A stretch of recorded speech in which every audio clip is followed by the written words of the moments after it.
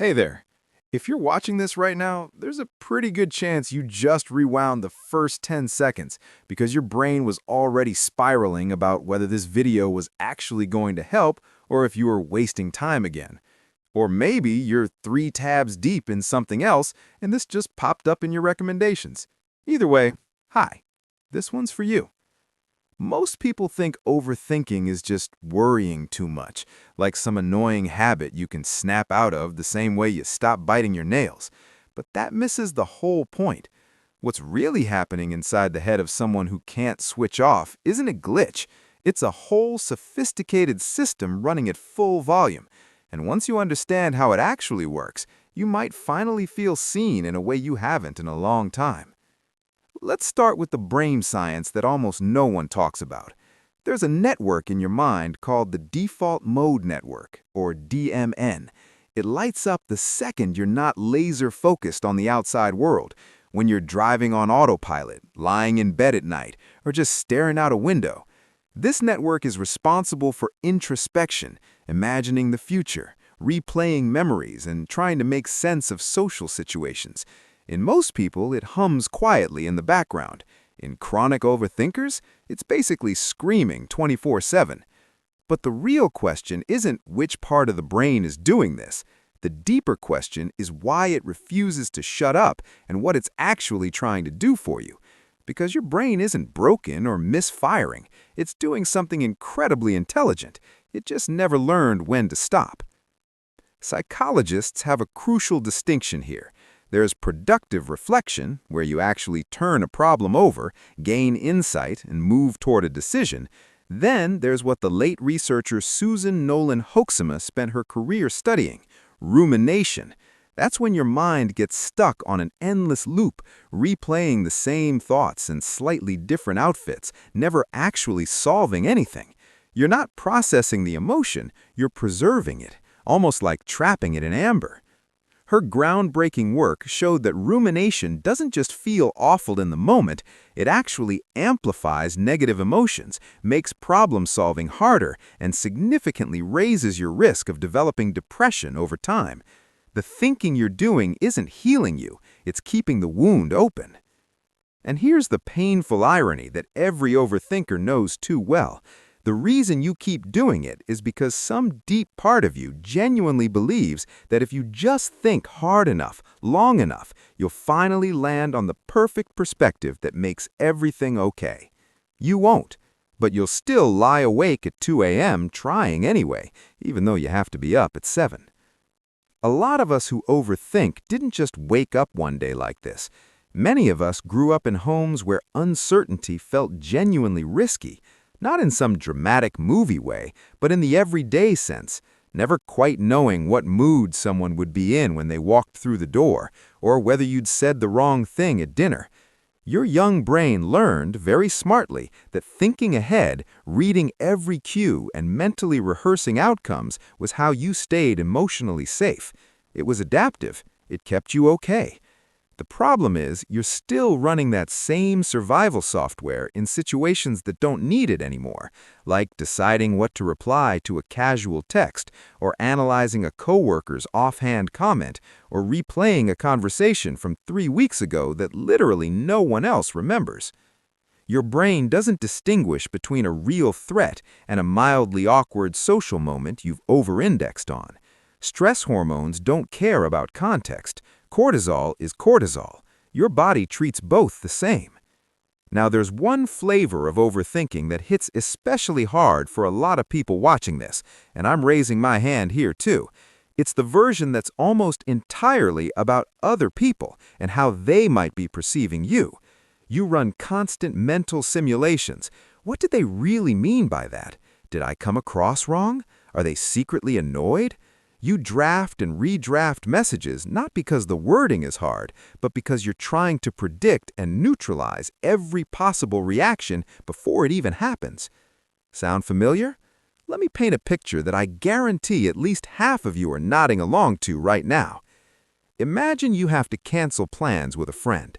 A normal person, whatever that means, opens their phone, types, "Hey, so sorry, but something came up. Can we reschedule?" and hit send in under 10 seconds. Done.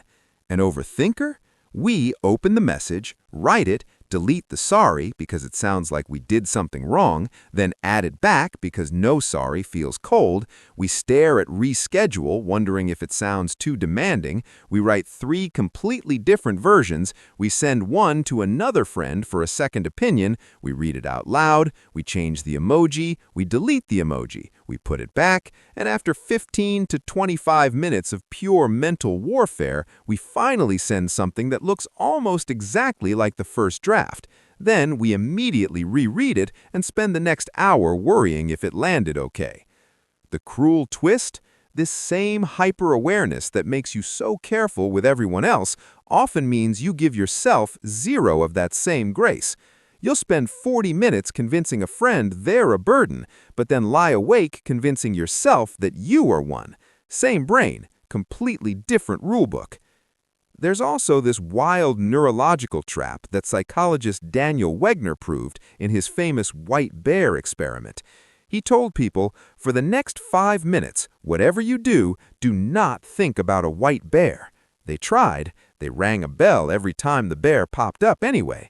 Then, when the suppression period ended and they were allowed to think about anything, the white bear came flooding back harder than if they'd never tried to push it away at all. That experiment explains why every time someone has ever told you just stop overthinking, or you've told yourself stop worrying about it, the thoughts didn't disappear, they came back stronger. Suppression creates a rebound effect. It's not a willpower failure on your part, it's how the brain actually works.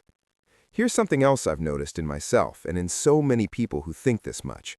We can make lightning-fast decisions about things we don't really care about.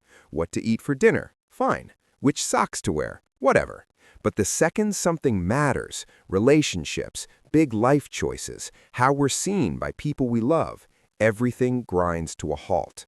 That tells you the overthinking isn't random noise. It's laser-focused on the exact things you value most, the people you don't want to lose, the version of yourself you're trying to become, the fear of messing it up.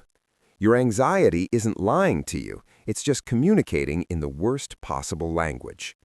Overthinkers also tend to have a complicated relationship with rest.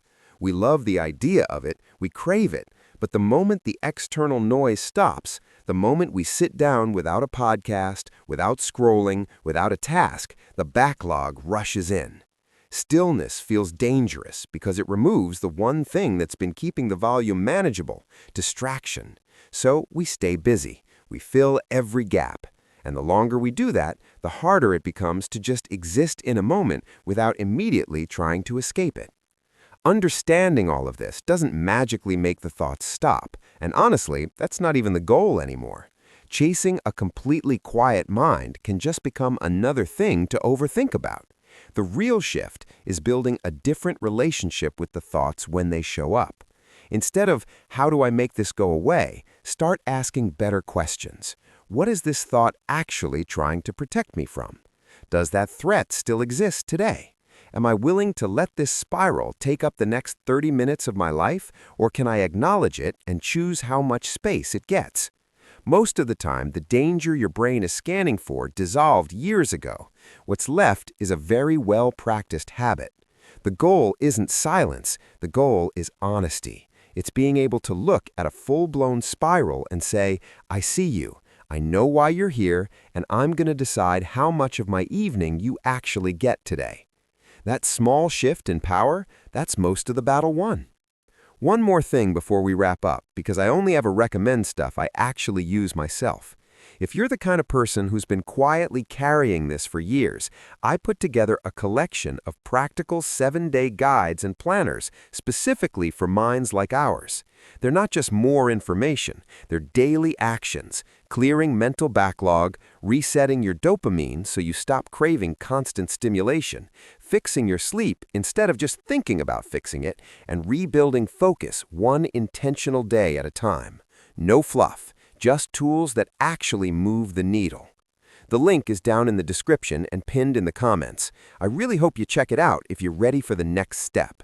And if this video helped even a little, do me a favor, hit that subscribe button and turn on notifications so you don't miss the next one. There's a whole series coming on understanding your mind instead of fighting it. You're not alone in this. You never were. I'll see you in the next video.